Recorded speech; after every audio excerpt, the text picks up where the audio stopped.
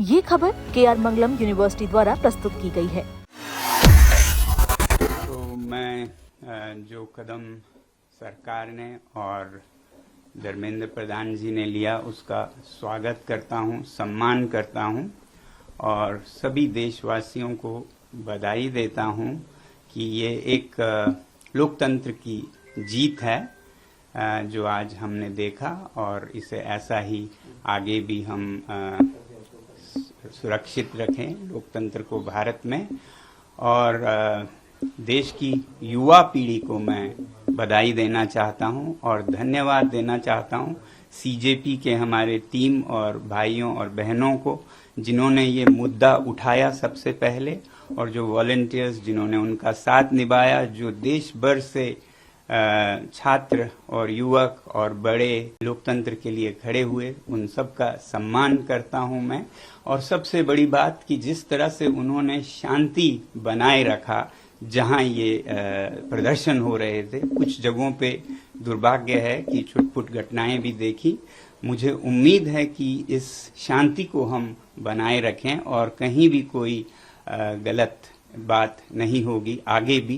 ये जो शक्ति है लोकतंत्र की वो हमारी शांति से हुई है, ना कि हमारे बाजुओं के बल से। उसके मुकाबले तो आपके बंदूकें हैं, मगर जो शांति की हमने ताकत दिखाए उसके मुकाबले कोई हथियार नहीं है, तो उसे बनाए रखें।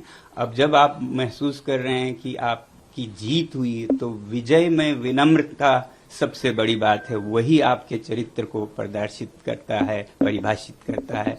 तो अब जब इस आंदोलन को जरूरत पड़े और कुछ आगे लेना हो या फिर अभी रोकना हो, जो भी करें बहुत ही शांति से करें। मैं ये उम्मीद करता हूं कि एक तरफ जब जवाबदेही हमें मिली इस बार की, तो अब सुधार पर काम करने की जरूरत है। केवल एक इस्तीफा से, रेजिग्नेशन से राष्ट्र नहीं बनता है।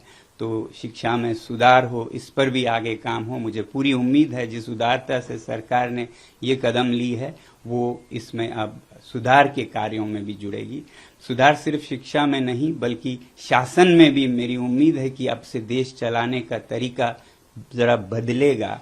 जहां भय है वो नहीं बल्कि प्यार मोहब्बत से देश को चलाया जाएगा और अन्याय न होकर सत्य के रास्ते पे चलाया जाएगा।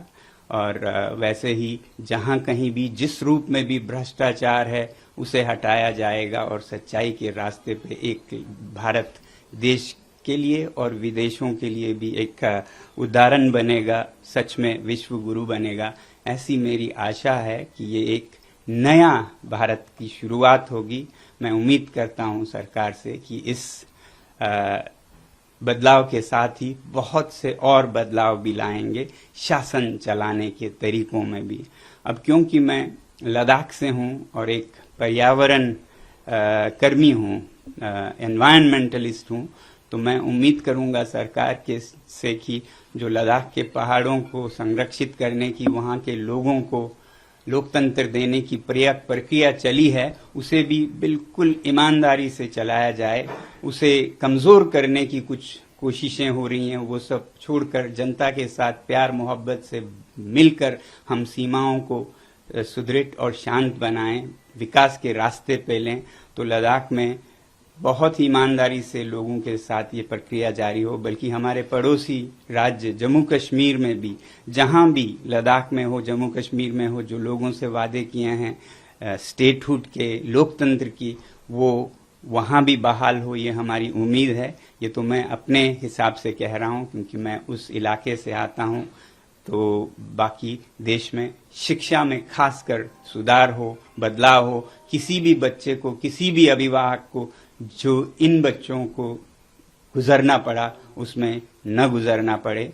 मैं आभारी हूं पूरे देश का और युवा पीढ़ी का और सरकार का भी बहुत बहुत धन्यवाद।